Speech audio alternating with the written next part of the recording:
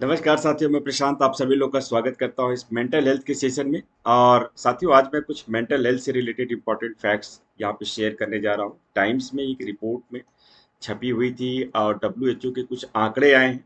तो ये दोनों आंकड़े हम आपको शेयर करेंगे कि किस तरह से जो है यहाँ पे मेंटल हेल्थ जो है पूरी दुनिया में नवयुवकों को, बड़े को, बुजुर्गों को, सबको, बच्चों को इवन जो है बहुत ही बड़ी मात्रा में जो है अपना शिकार बनाता हुआ जा रहा है।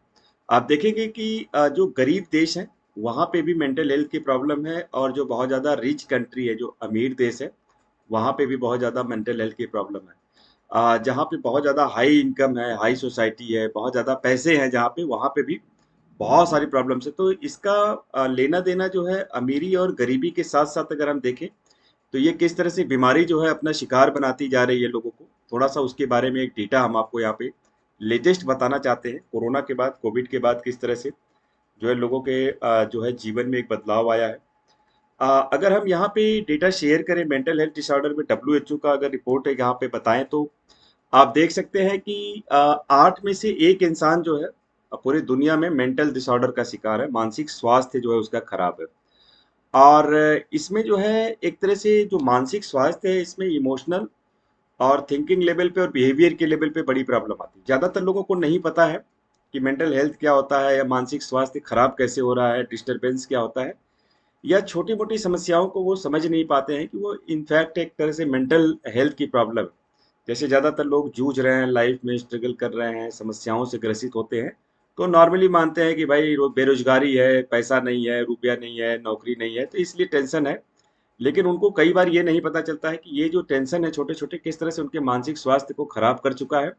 अब वो किसी लायक नहीं है, सेल्फ कॉन्फिडेंस खत्म हो जाता है, प्रोडक्टिविटी खत्म हो जाती है, और एक तरह से लाइफ एक तरह से डेड की तरह हो जाती है। और कहीं नौकरी, काम, रोजगार, एम्प्लॉयमेंट मिल भी जाता है तो बहुत ज़्यादा कोई प्रोडक्टिविटी लाइफ में नहीं रहती है, क्रिएटिविटी नहीं रहती है।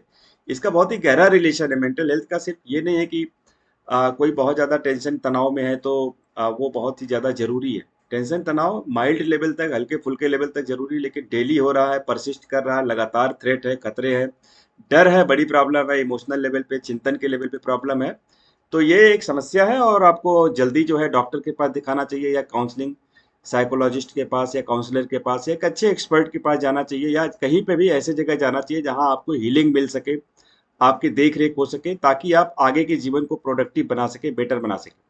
यहाँ पे अगर आप देखें तो मेंटल हेल्थ डिसऑर्डर में 2000 जो है 19 तक जो है अ, 8 में से 1 इंसान जो है अ, शिकार है मेंटल हेल्थ का, और 970 मिलियन पीपल, मतलब करीब करीब 1 अरब की जो जनसंख्या है मेंटल हेल्थ डिसऑर्डर से ग्रसित है।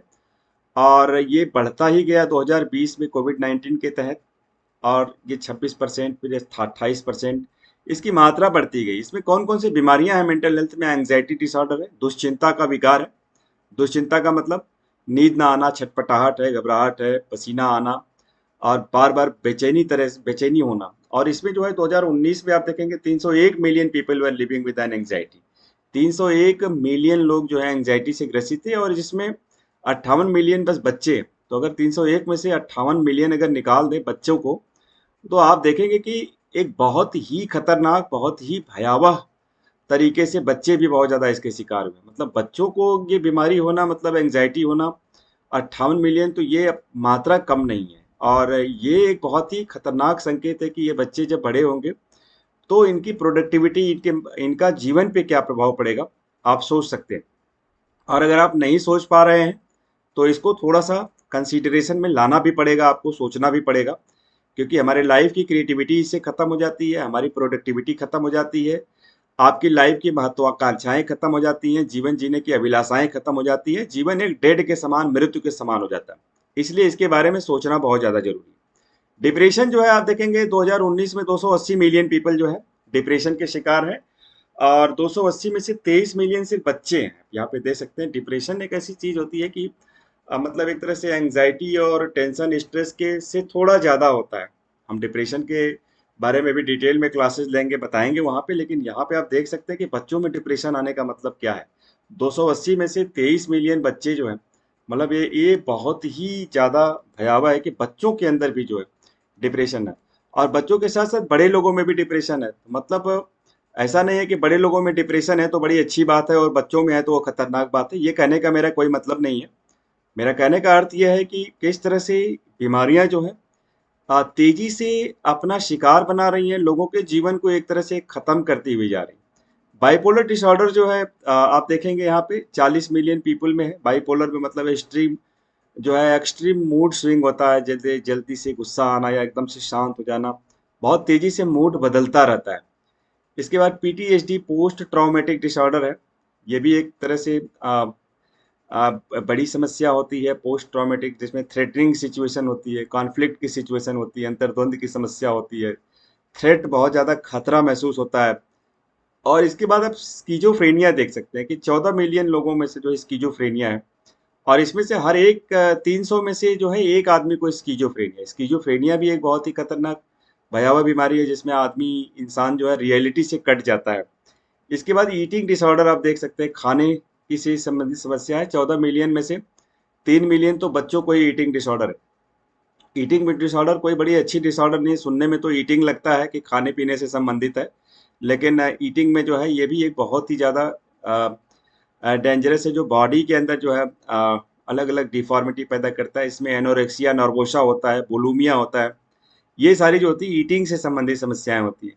डिसरप्टिव बिहेवियर या डिसोशल डिसऑर्डर होता है। डिसरप्टिव बिहेवियर मतलब बिहेवियर के अंदर बड़ा डिसरप्शन, बदलाव आ जाता है।